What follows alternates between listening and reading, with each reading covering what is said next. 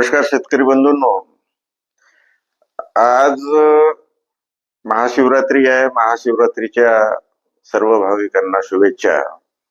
आज 15 फेब्रुवारी 2026 आणि बंधूंनो, आपली रब्बी आणि उन्हाळी पिकं वेगवेगळ्या अवस्थेत आहेत आणि या सगळ्या पिकांचं जे नियोजन आहे अवस्थेप्रमाणे कोण्या पिकासाठी काय करायचं त्याची थोडक्यात आपण चर्चा करू. बंधूंनो, आपलं चणा पीक बऱ्याच ठिकाणी आता फुले बसण्याच्या अवस्थेत आहेत. काही ठिकाणी चणा मॅच्युअर झाला आहे, तिथे काहीच करायचं नाही. परंतु जिथं 80-90% फुले चण्याची बसली आहेत तिथे आपण शेतात जाऊन बघा आणि पाण्याचा ताण असेल, पाण्याची आवश्यकता असेल तर नक्की पाणी द्या. कारण ही चणा घाटे भरण्याची जी अवस्था आहे ती नाजूक असते. यावेळी पाणी जर कमी पडलं तर चण्याचं उत्पन्न घटते. आता ही पाण्याची शेवटची पाळी देताना काळजी एक घ्यायची की पाणी जास्त होणार नाही अशी व्यवस्था ठेवायची. पाणी जर जास्त झालं तर मुळी अडचणीत येते आणि मग घाटे भरण्यामध्ये अडचण येऊन आपलं उत्पन्न कमी होऊ शकते. या अवस्थेत पाणी कमी पडलं तरी नुकसान, पाणी जास्त झालं तरी नुकसान. तर योग्य ते नियोजन करा. आता बऱ्याच ठिकाणी आपला जो गहू आहे त्यासाठी काही महत्वाच्या सूचना देतो. गहू पीक आता बऱ्याच ठिकाणी ओंबी भरण्याच्या अवस्थेत आहे आणि ओंबी भरण्याची अवस्था किंवा गहू चिकावर असण्याची अवस्था असं आपण आपल्या भाषेत म्हणतो. तर या अवस्थेत पाण्याचा ताण अजिबात गव्हाला चालत नाही. या अवस्थेत जर पाण्याचा ताण पडला तर गव्हाचा दाना बारीक होईल आणि गव्हावर शायनिंग राहणार नाही. तर इथे पाण्याचं व्यवस्थापन चांगलं करा आणि इथे तुम्हाला एक फवारणी घेता येते.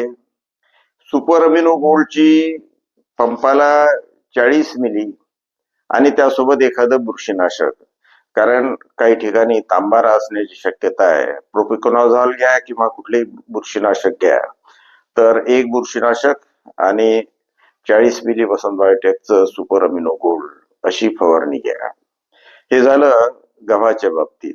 चण्याच्या बाबतीत सुद्धा तुम्हाला घाटे चांगले भरण्यासाठी तुम्हाला वसंत बायोटेकचं अवतार झाईम पंपाला 40 मिली अशी फवारणी घेता येते.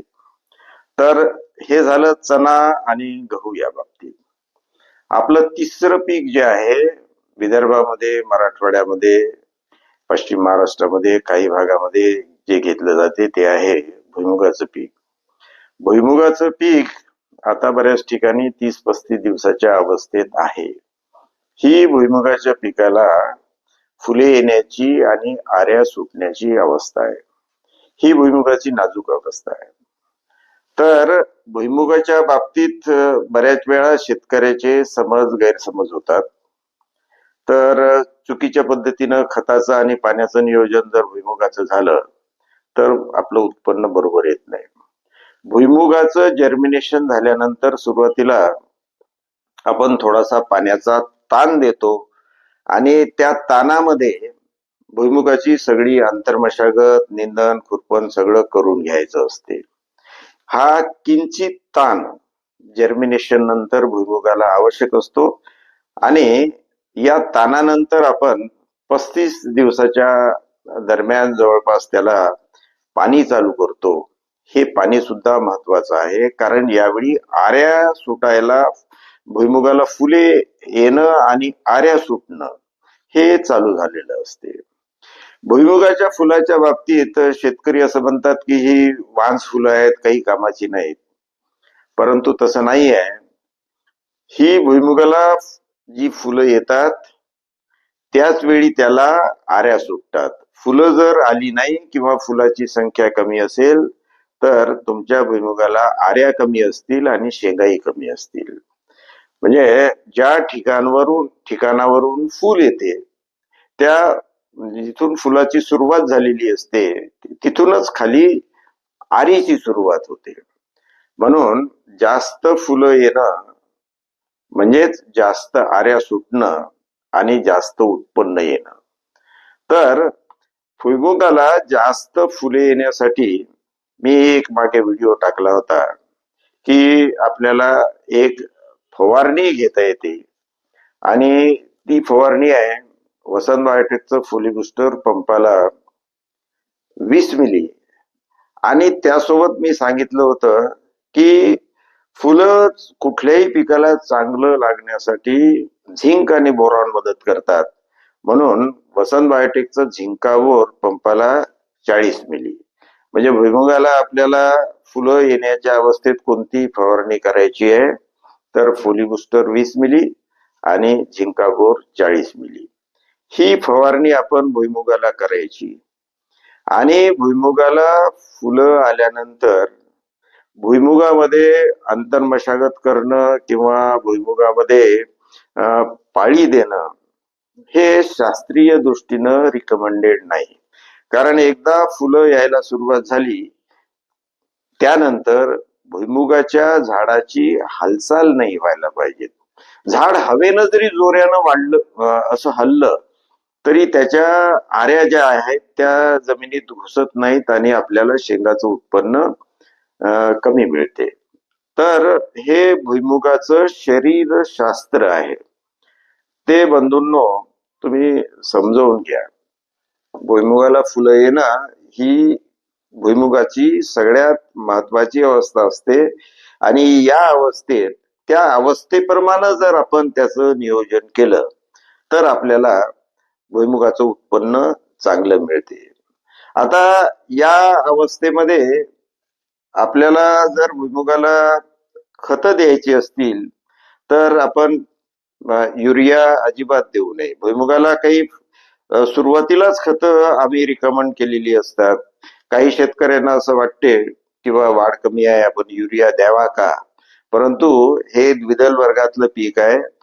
या पिकाच्या मुळावर ज्या गाठी असतात त्यातूनच त्याची नत्राची गरज भागते. नत्र नाही द्यायचं. जर तुम्हाला द्यायचंच असेल तर फॉस्फेट आणि कॅल्शियम साठी सुपर फॉस्फेट जर तुम्ही कमी दिलं असेल किंवा असं वाटत असेल तर ते तुम्हाला फोकून देता येते सुपर फॉस्फेट दाणेदार. आणि त्यासोबत एक मायक्रोन्यूट्रिन तुम्हाला घेता येते वसंत बायोटेकचं धनलक्ष्मी दाणेदार.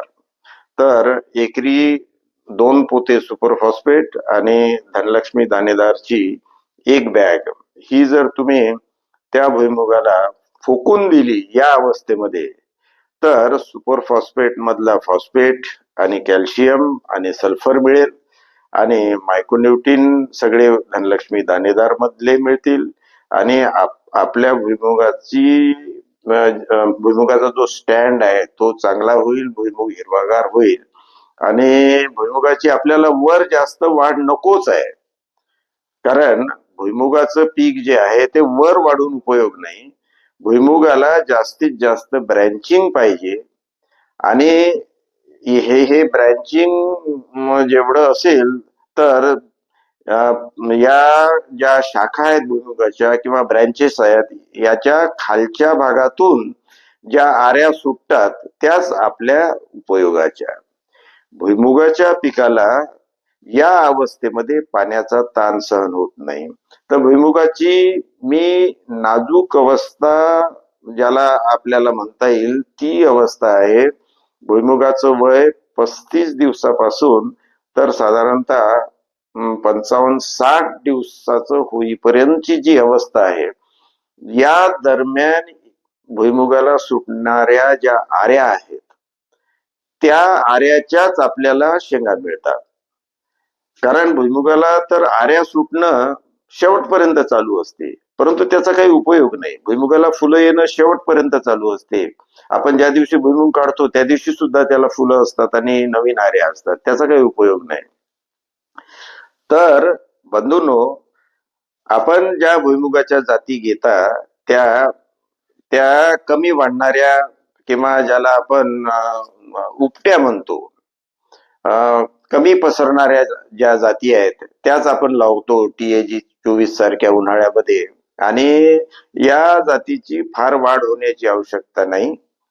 तर त्यामुळं नत्रयुक्त खतं फारशी द्यायची नाहीत. फॉस्फेट मी तुम्हाला सांगतो ते तुम्हाला देता येते, मायक्रोन्यूट्रिन देता येतात. तर बंधूंनो, अशा प्रकारे वेगवेगळ्या पिकाचं त्या पिकाच्या अवस्थेप्रमाणे जर तुम्ही नियोजन केलं तर आपल्याला चांगलं उत्पन्न मिळेल.